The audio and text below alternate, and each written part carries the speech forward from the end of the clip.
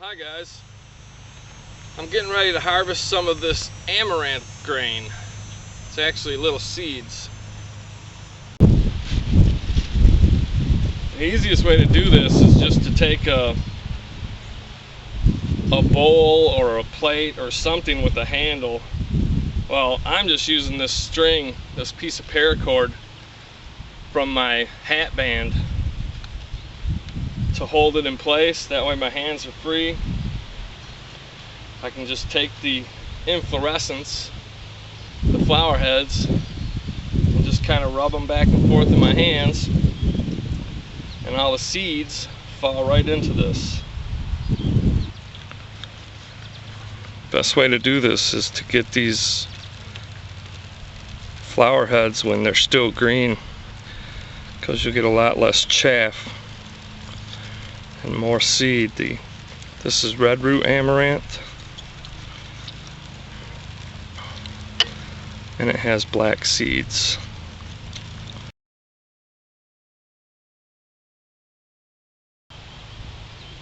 That way the seed head is left to grow. Now they'll break easy. This one broke when I tried it, but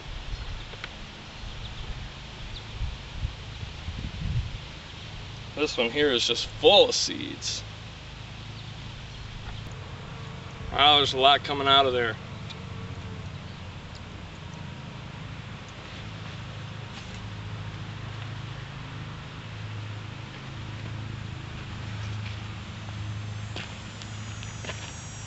I just spent about 5 minutes gathering up some of this amaranth seed. Now I think what I'm going to do is, there's some chaff in there. I need to get it out, so I'm going to see if I can't sieve it out using this hat. Trying to get you guys in a little closer so you can see what's going on here. Just take my hat, because it's a straw hat. It's got a bunch of holes in the bottom, or in the top, which is now going to be the bottom. Just take, you can see there's a lot of chaff in there. Actually, what I can do before I even start is tap that. That'll bring all that light chaff up to the top. And you know what? There's a lot of seed in that. I'm not going to do that. Clean this off. And we'll just take and dump a good portion of this in the hat.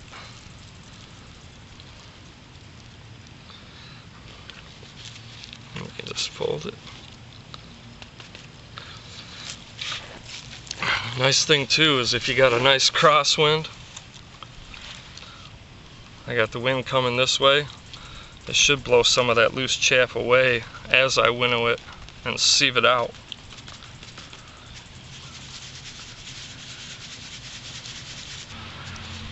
Open it up so you can see what's going on in there. Basically just using this hat like a filter. That larger chaff will stay in the hat, and the smaller seeds and small chaff will fall through. But if I hold it up about 6 inches to a foot over the top of that plate, a lot of that chaff will blow away in the wind, if the wind's blowing.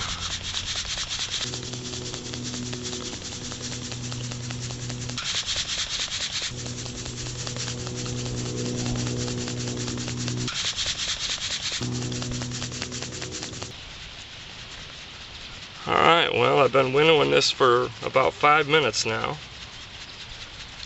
Let's go ahead and see what we got. Bunch of chaff left in the hat.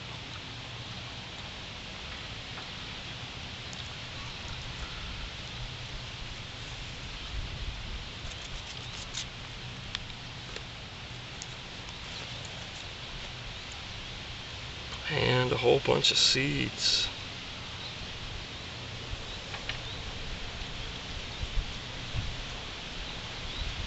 See if I can find something to put these in. Oh, here we go. These old bubble gum containers or chewing gum containers, they work pretty good for holding stuff like this.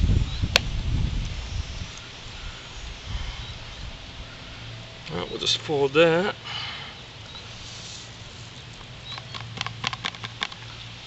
Dump that in there, and it looks like we have maybe a couple tablespoons worth of amaranth seed.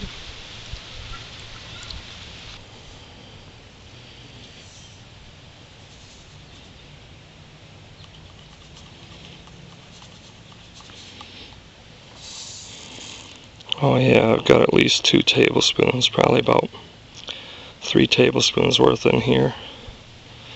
A little bit of chaff left in there. I think I'll take this home and see if I can't put it to use somehow. Alright, so we're back at the house. I went ahead and I took the grain that I gathered and sifted and winnowed in the field, and I just brought it back here and I went over it again and winnowed it. Real easy to do. I mean, I'm surprised how easy this is to do. I thought it would be a lot more difficult to get all that chaff out of there, but it's real easy. The chaff is super light, the grain is real heavy.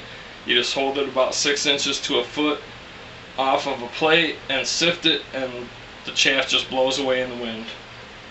Now I ended up with close to a 1/4 cup of winnowed amaranth seed. And the whole process from gathering it to sifting it to winnowing it probably took 20 minutes total, 15 to 20 minutes. What I'm going to do now is I want to eat this. So what I did is I just took this shot glass and my wooden knife and basically just used it as a mortar and pestle to kind of crush those seeds up a little bit. And then here I got 3 tablespoons of flour, and this right here is about 1 to 2 tablespoons of amaranth seed. Just put that in there. Kind of mix it up a little bit. And I'm just going to add a little water to that.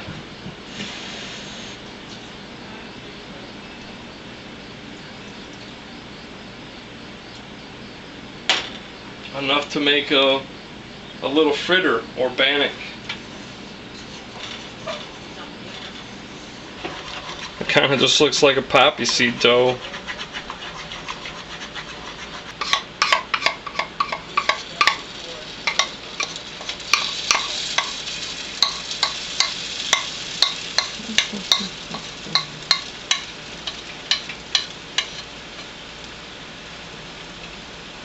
I'll just fry that up like we would any other fritter.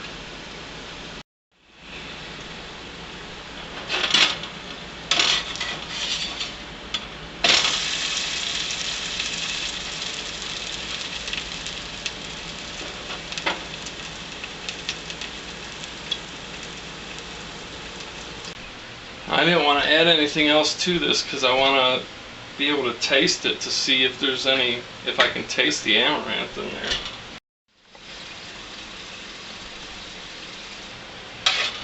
I guess it's a pretty good source of protein, about 18% protein.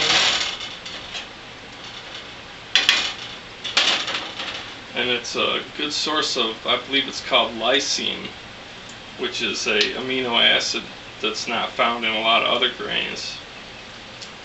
Now I kind of looked around, and as far as nutrition, it is a very nutritious grain, but as compared to like wheats and oats, it's kind of an equal, because wheats and oats have different amino acids and nutrients than amaranth. But the general consensus I got is if you were to mix them and use them all, you would get a more balanced diet and you would be lacking less in your diet.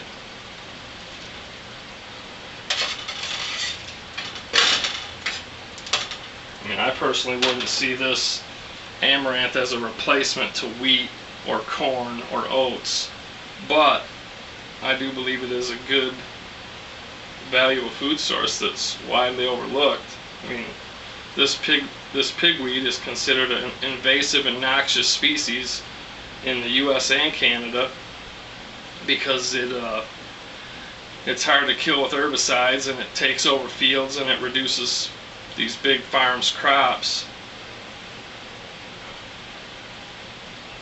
But then on the other hand, it's considered good for small gardens because it attracts beneficial insects, and it also acts as a trap for leaf miners and stuff.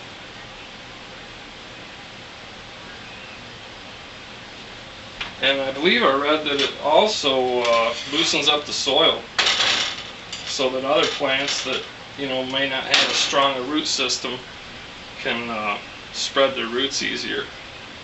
I know I've got it growing right next to my tomato plant, and that tomato plant is doing really well, and it's somewhat shading out my pepper plants that are growing right next to it, but they're doing just as good as all the other pepper plants, so there must be some sort of benefit. I think this is just about done. I'm not big on the history and providing all kinds of nutritional facts and stuff, but in the case of amaranth, I think it's important because it is such a useful plant. It's useful in the garden to attract insects and to act as a trap to get rid of pests in the garden. Helps work up the soil. Plus it's a food source. I mean, the entire amaranth plant is edible. You can eat the root, you can eat the leaves, people eat the stems, they eat the seeds, you can eat the flower heads. The whole thing is edible. Now, as far as the greens go, though, it's one of those plants that they recommend you actually boil it because it does contain some oxalic acids and nitrates and stuff that they call them anti-nutrients. But once you boil it, it reduces those, or it's thought to reduce them, and it makes it a healthier food to eat. I'm not so sure about that, but just stuff I read when I was looking for information on preparing this as a grain. But I think that's ready. I'm going to take it outside and eat it.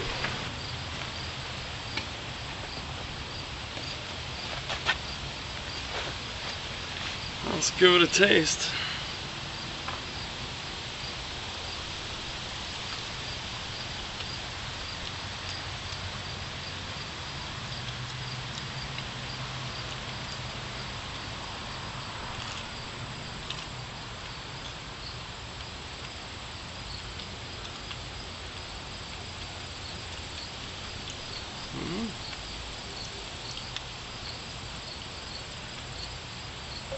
Tastes good.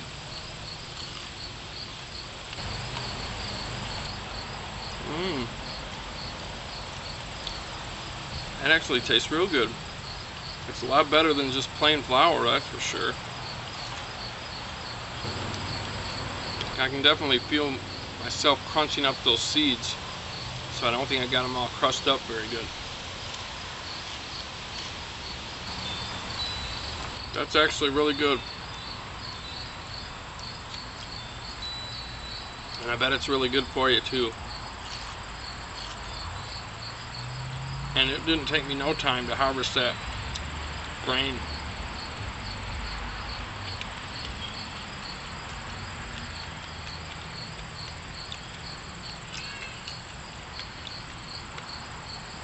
If I had a good field of it with large seed heads, like what's in my garden, I could probably harvest from maybe 5 or 6 plants like that one in my garden. I could probably harvest a cup of winnowed grain, harvest it, sift it, winnow it right down to pure grain within an hour. So that's pretty good, a cup an hour.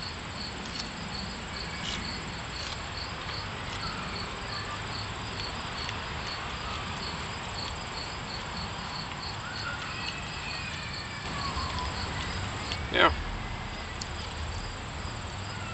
I mean, that tastes fine. I used 3 tablespoons of flour and about 1 to 2 tablespoons of amaranth seed crushed up. And there's no off flavor. There's no odd flavor. I I can't really hardly tell the difference, other than it just tastes richer and more flavorful than what plain flour would be. I mean, it almost tastes like it has something in it, but nothing that gives it some odd flavor. I'll definitely be trying more of that. I think I'm going to actually grow some next year. I got some seeds from A. Thatcher, some grain amaranth seeds, and I think I'm actually going to plant those in my garden, let them grow right up, and harvest the grain. You know, if the Aztecs or Incas or other Central American cultures use this amaranth grain as 80% of their caloric intake, then it has to be a valuable food source.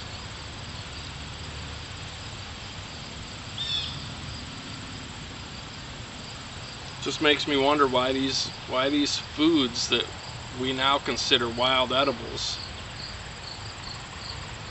what happened in history to make them fall from use? Makes no sense. And it's such a valuable resource, and it's just sitting out there in the field. People are fighting to kill it off because it's taken over their gardens. And I don't know, you know, for me, I'm thinking with some of the trouble I had this year with garden pests and stuff, with my corn. I mean, that corn took a huge amount of energy to grow, considering what I got out of it. And if I would have planted an equal area of amaranth grain, I wouldn't have had to do anything other than maybe top the plants a couple times so they get more flower heads on them to produce more grain.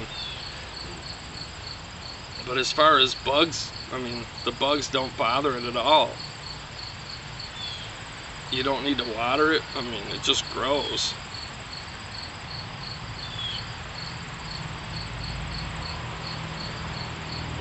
Good stuff. Anyway, thanks for watching, and thanks for all the comments and support. You know, I hope you guys try that, because I wish I had more, really. I'm probably going to go back over there and see if I can find a few more plants to harvest some more now. But that's just a good food. And also, I mean, I didn't really look into finding a good way to prepare it. Like, you know, you saw what I did. But if you guys have other ideas on how to prepare this, I'd appreciate you sharing them. You know, leave a comment, or even send me a private message or whatever. Or make your own video on it and, you know, share that information, because I think that amaranth grain is, I don't know, maybe a widely underutilized resource, and I'd like to find out more about it and put it to use. I wish I would have ate the greens this spring when it was growing, instead of just picking it and, you know, using it as fertilizer.